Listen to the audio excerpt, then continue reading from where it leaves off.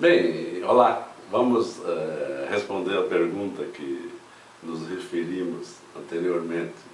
Como o Brasil chegou na sua educação pública ao estágio negativo que se encontra hoje. É preciso lançarmos um olhar à história recente do país, né? Então, por volta dos anos 70, 80, quando ainda estávamos sob o domínio da ditadura militar, por essa época o Brasil e outros países estavam com dificuldade na sua educação.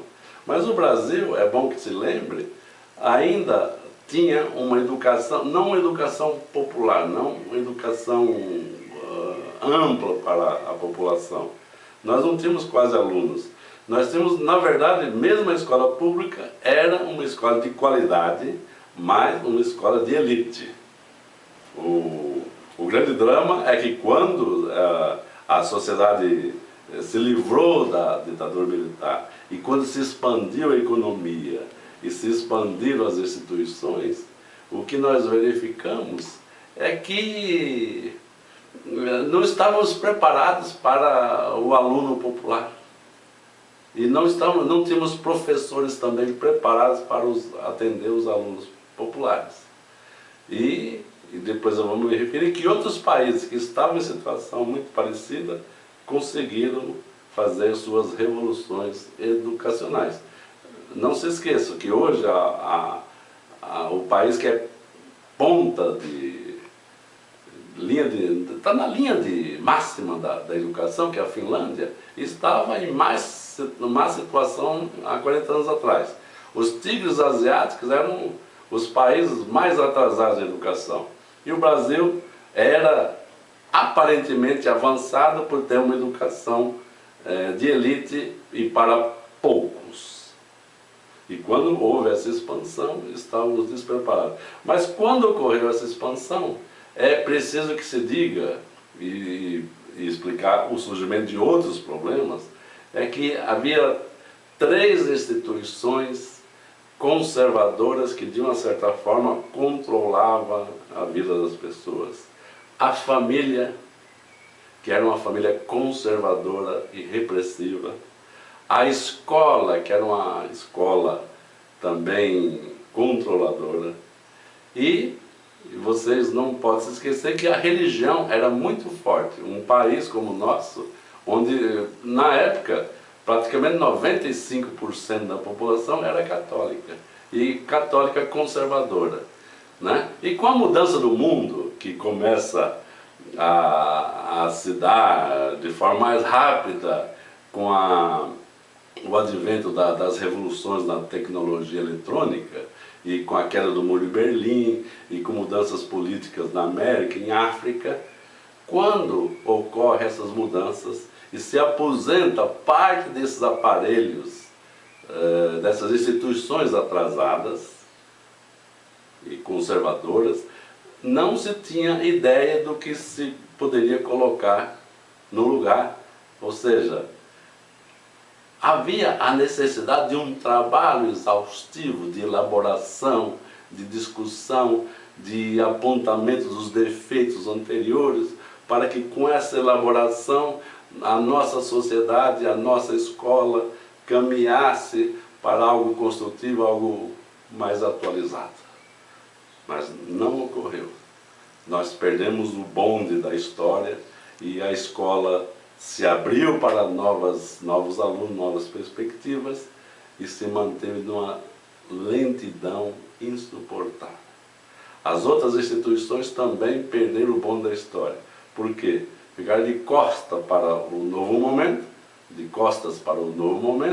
e as novas ideias, principalmente advindas da globalização, advindas da revolução da tecnologia da informação, da internet principalmente. Essa sociedade adiantou-se com uma rapidez espantosa e trocou os vetores. Não mais a família, não mais a escola eram importantes, não mais a religião era importante.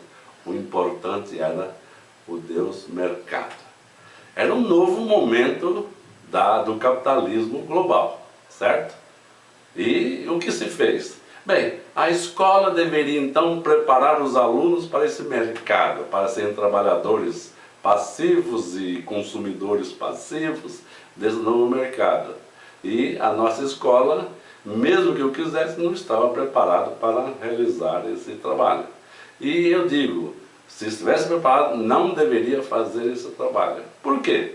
Porque a educação, a ciência, o conhecimento, tem um ritmo diferente desse frenesi, desse ritmo alucinógeno e alucinado da internet. Compreende?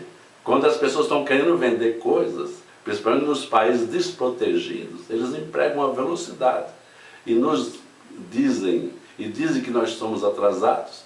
E o polo que pode gastar, o polo que tem dinheiro na sociedade, toma a frente e tudo o resto é passado, é uma história morta, né? Mas vejam vocês que a mesma escola particular e cara e elitista que nós temos aqui não corresponde na qualidade de educação de outros países. Só basta vocês pesquisarem, vocês estudarem. Por quê? Porque pegue, por exemplo, um segmento da nossa sociedade, o segmento da educação, da saúde, os médicos. Os médicos todos, 98% advindos de famílias de posses, escolas de primeira qualidade nos padrões brasileiros, e pegam os melhores cursos, de medicina, por exemplo. Mas hoje em dia, se os conselhos de medicina fizessem como a OAB, a Ordem dos Advogados do Brasil, e fizesse um exame para avaliar esses médicos, e já fizeram um teste em Ribeirão Preto, se não me engano, o resultado foi preocupante. Por quê? Porque 40% deles ou mais não obtiveram notas significativas. Isso não se ampliou para o Brasil todo porque os médicos ficariam numa situação deprimente diante da sociedade, em vez que havia, dentro da instituição médica, tanta incompetência. Por isso que quando eu toco nesse assunto, eu me lembro novamente do Mais Médico, né? Quando o doutor Juan Delgado, médico cubano, chegou para auxiliar aqui no Brasil, na saúde deficitária do Brasil, o doutor Juan, por ser negro, foi vaiado no Nordeste. E vocês vejam o poder do argumento. Ele não respondeu àquela afronta. Ele foi chamado de escravo, por ser negro, e porque não veio em busca de dinheiro, enquanto ele ganharia menos do que os outros aqui no Brasil. Ele foi chamado de escravo. Por quem? Por uma elite branca de médicos e médicas alienadas, consumistas. Esse também não é o tipo de profissional que as nossas escolas públicas ou privadas devam formar. É um equívoco. E vocês sabem que o que respondeu o Juan, o Dr. Juan, nosso amigo, ele disse: eu sou escravo, sim, da saúde e dos pacientes. Mas já que estão falando, estão começando a falar mal dos médicos, mas eles são educados também nas escolas, não estão fugindo do assunto educação. O outro médico, o Dr. Che Guevara. Dr. Che Guevara. Só para falar bem dos médicos, né? Estou falando bem do Juan, do Guevara, que era médico. O Dr. Che Guevara disse uma ocasião: o revolucionário, a pessoa revolucionária, precisa ter generosidade. Quem tem generosidade nesse episódio? O Dr. Juan Delgado, os médicos que o vaiavam como crianças que lhe foram tirar a chupeta. O problema é que essas crianças que choraram por chupeta nem perderam as chupetas, porque eles não querem trabalhar com os mais simples, eles querem reserva de mercado, certo? Muito bem, vamos mudar para outro assunto agora, voltar à educação, né? Então nos perdemos com a lentidão na mudança do aparato educativo. Nos perdemos porque depois da ditadura, nenhum dos governos que se seguiram mudou a trajetória da educação no seguinte sentido. Nenhum dos governos colocou como prioridade de verdade a educação.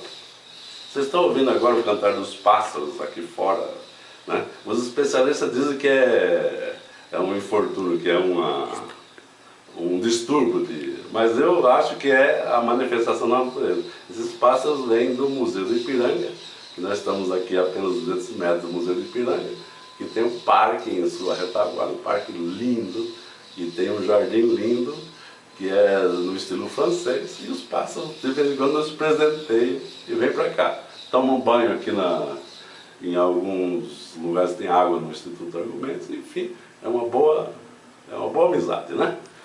Já que estão falando também de meio ambiente.